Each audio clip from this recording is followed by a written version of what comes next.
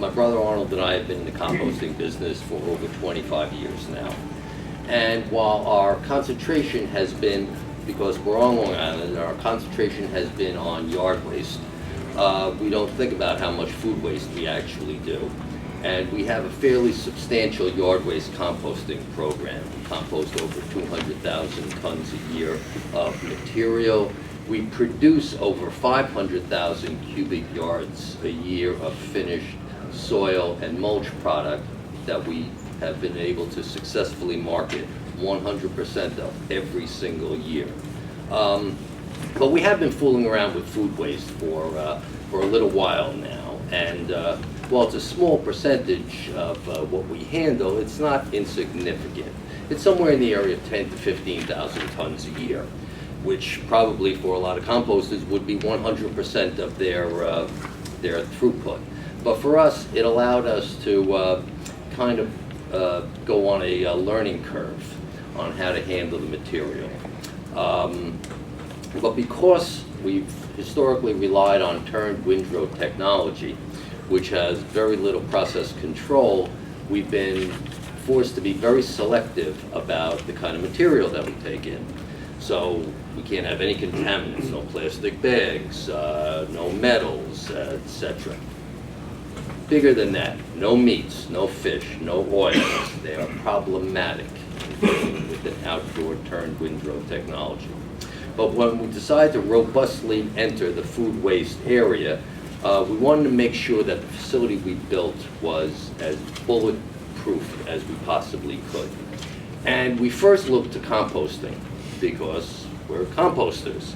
And we wanted to see, and we really aggressively examined what we would have to do to produce a compost facility that would be able to handle a contaminated food waste in feed. So I knew we had to be able to come up with something to separate out those contaminants, because no matter how aggressive or positively people want to be in a program, there will be stuff that enters into that food waste program that is not digestible. The broken glass cannot be digested by anybody.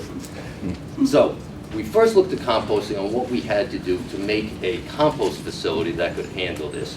And we found out a few things as we went down. One of the advantages of AD, and one of the advantages in our facility, and one of the ways that we're making what's very expensive marketable, is the fact that we're going to be able to extract maximum value out of the food waste.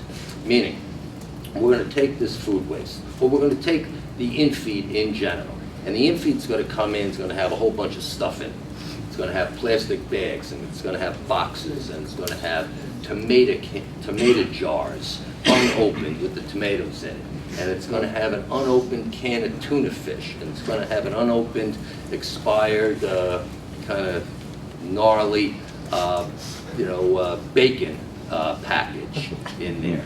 And we're going to put in the kind of pre-processing that's going to pull out all the digestibles, put it into that digester, make gas out of it. Out of the rest of this stuff, we're going to crack open that jar of tomatoes. We're going to recycle the lid. We're going to dispose of the glass. We're going to open up. We're going to purge that can of tuna fish. We're going to recycle the can. We're going to take the tuna. And we're going to make gas out of it. And we're going to do that with all the material. Let's talk about food waste goes in, and this wonderful gas, clean, renewable gas comes out magically. They don't talk about what else comes out of there. What else comes out of there is something that's either really valuable or a real problem, a real monster. And it's called, delicately, a digestate.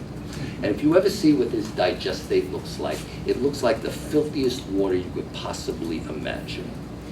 And there are two problems, but once again, opportunities in that. Number one, there's a bunch of solids in there. Here's what we're going to do. We're going to clean it. First thing we're going to do is we're going to separate the solids out. We're going to take advantage of Long Island Compost. It's 25 years in the composting business. We're going to finish that, and then we're going to market it through our new end product marketing partner, Scott's Miracle Grow, that we just recently entered into an agreement. So, what we're proposing to do on Long Island is nothing short of what we feel is the most advanced food processing facility in the world. Now, in order to do this, there are problems. I'll go real quick. There are nightmares that keep me up at night. There are engineering nightmares. There are utility hookup nightmares. There are permitting nightmares, right, Catherine? And it's really, really expensive. But we're going to get through them. You know, we're going every day. We're working on it. We're getting there. We have the strong support of our partners on this.